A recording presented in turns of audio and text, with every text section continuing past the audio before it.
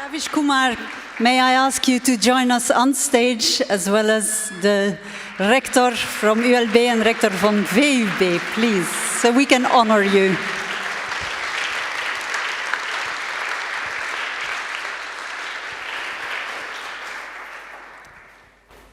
The Brussels University, Vrije Universiteit Brussels and Université Libre de Bruxelles, united in the Brussels University Alliance, have decided to jointly award the Difference Day honorary title for freedom of expression to Ravish Kumar for his vital and courageous contribution to the freedom of thinking, writing, and expression.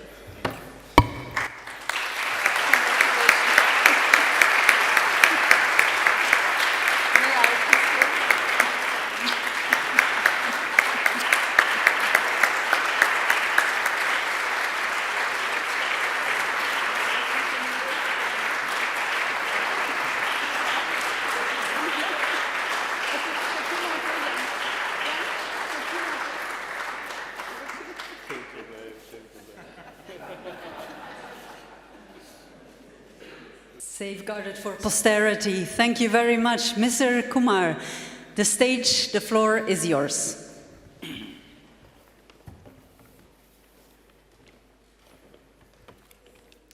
Namaskar, ladies and gentlemen. I'll take longer. A very good evening to you all. Rectors, NMS cows, Jan Dankert, Difference Day organizers and their partners. I thank you all for conferring on me the Difference Day honorary title for freedom of expression. I am honored to be sharing this title with Jennifer Clement, who has been a vocal proponent of women's rights and safety of journalists. This award seeks to recognize the work of those who have stood up for freedom of the press and freedom of expression. As my great country celebrates its 75th year of freedom, I would like to exercise my freedom of expression today in your midst. Yesterday, while roaming the streets of your beautiful city, Brussels, I witnessed a most energetic May Day parade. It was a wonderful sight seeing protesters of all ages carrying placards and chanting slogans for workers' unity. But the most heartening moment was seeing a blue banner in that sea of red, a placard that demanded Julian Assange's freedom and spoke against his extradition. It struck me then that the fight for rights is also a fight for free speech and dissent. No fight, no struggle is possible without this freedom of dissent, this freedom to disagree with what we perceive to be wrong. But dissent is under attack today all over the world. Our institutions have failed to protect dissent and those who dissent. And not just institutions, but a new brand of family vigilantism has shaped itself to keep dissent at the social level under check.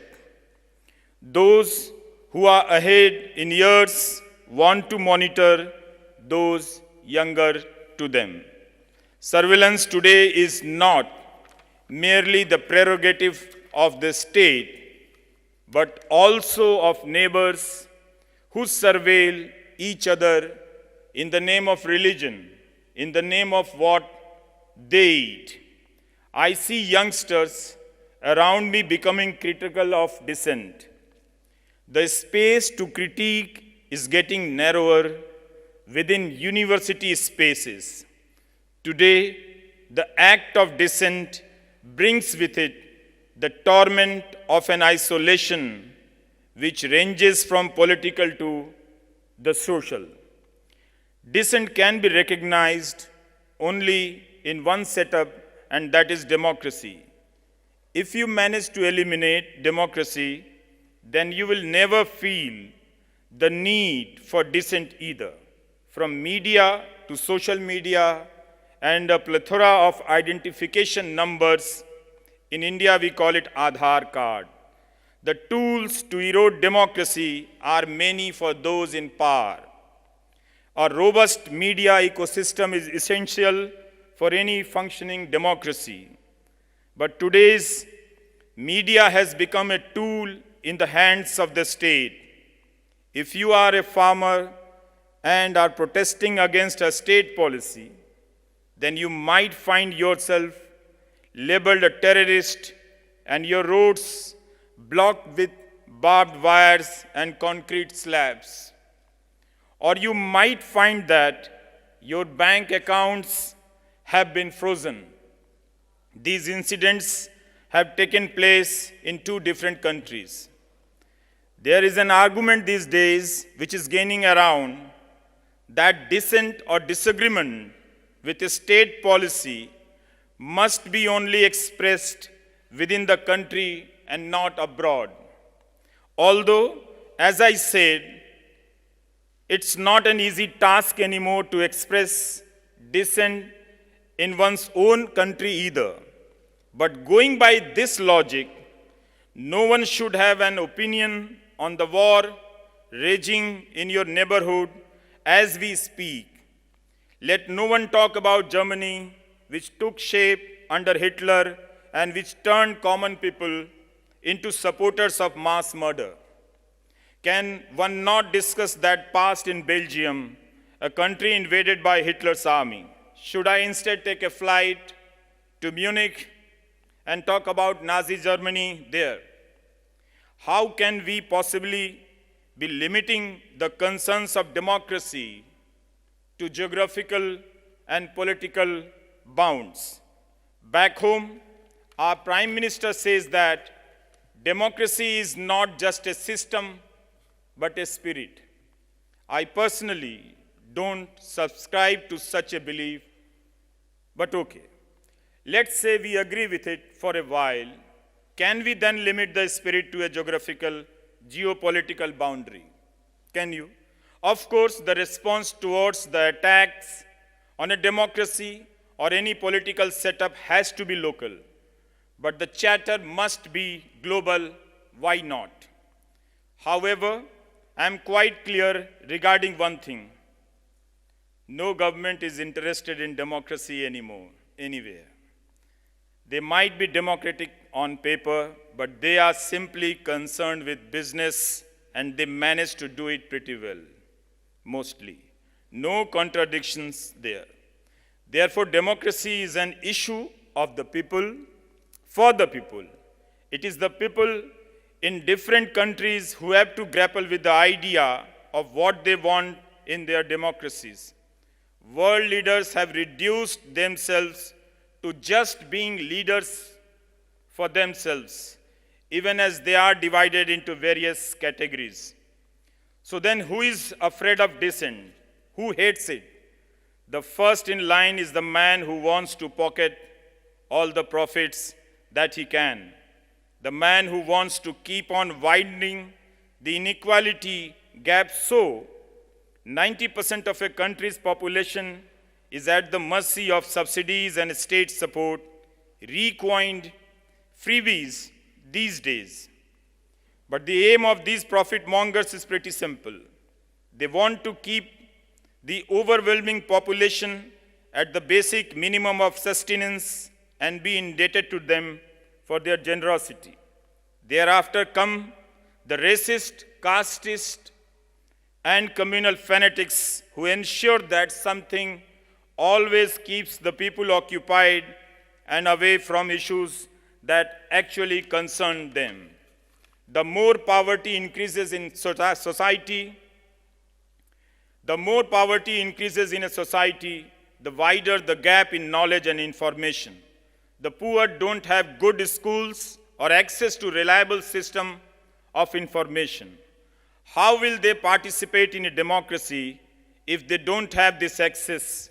Effectively controlling the media ensures that the poor are kept ill-informed and those who can afford information are misinformed.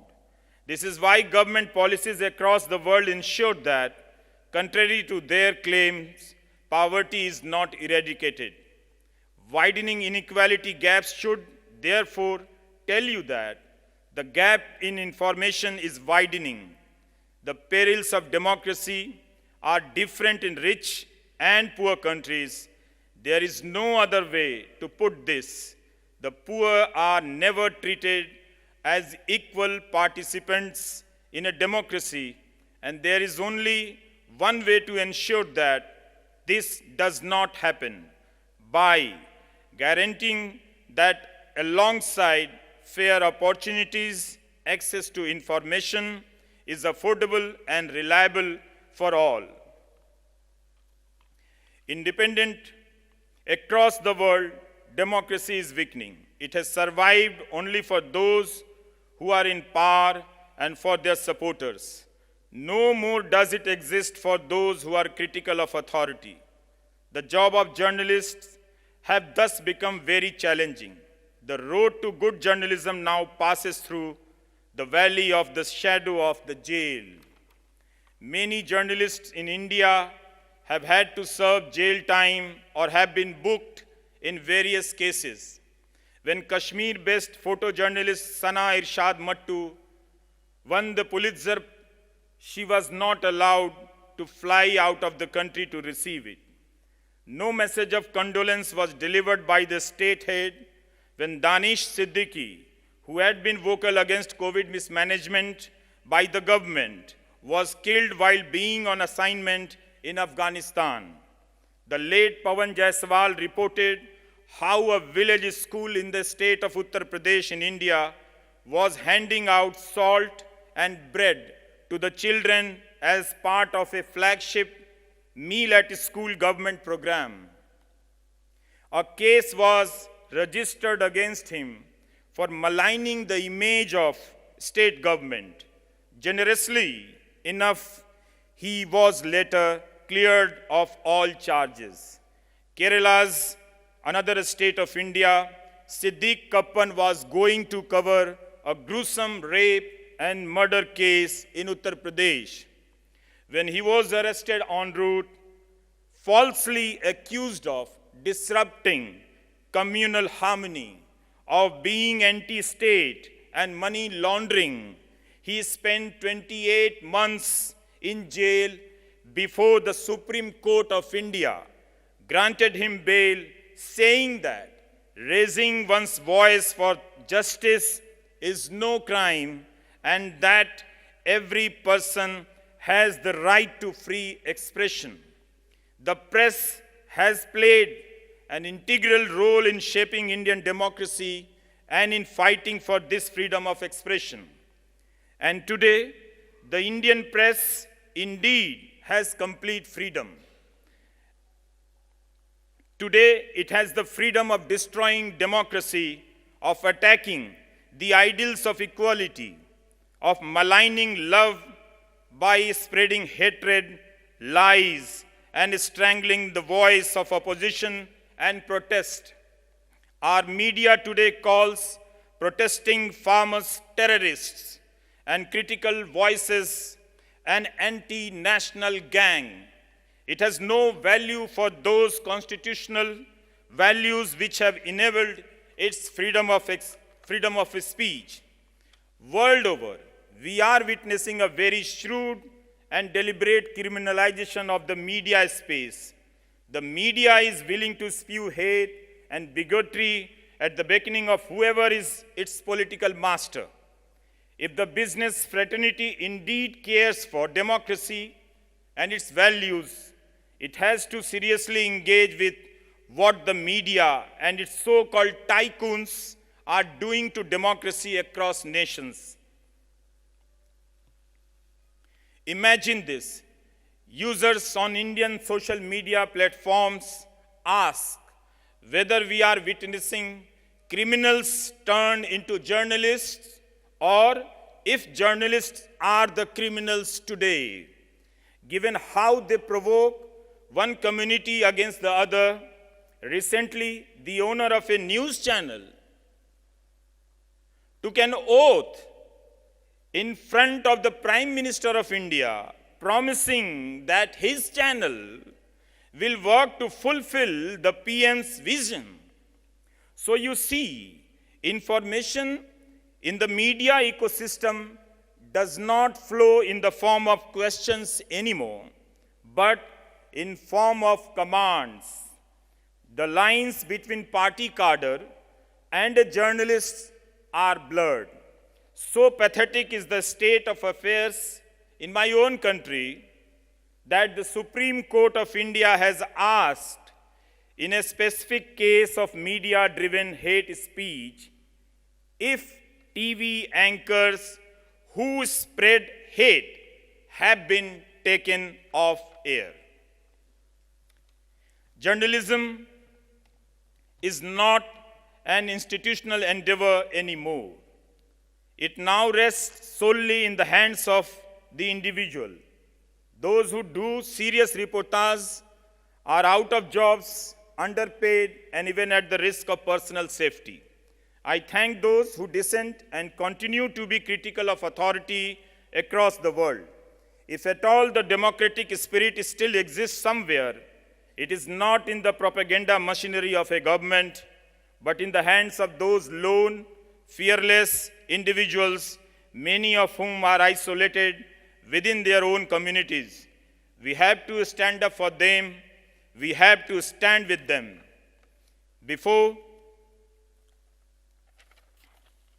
I think Jennifer will agree with me when I say that this honorary title is not a recognition of our work, but of many other journalists who do brilliant work, with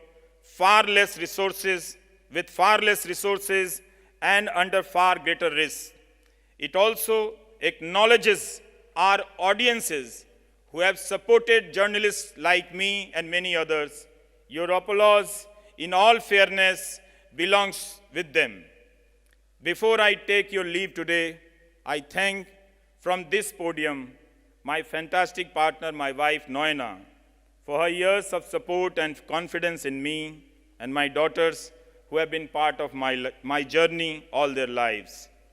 I also thank my colleague Brinda for translating this speech into English.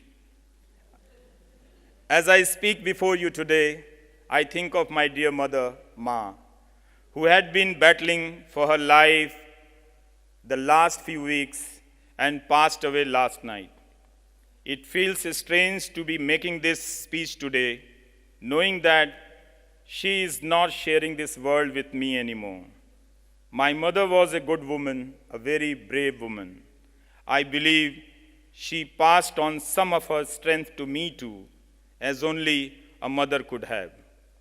My siblings and I grew up watching a woman whose commitment and patience was unmatched. It is probably because of her that I am able to stand before you and speak today. Back home, we never call the mother by her name. Today, I want to take her name in your presence as I receive this honor.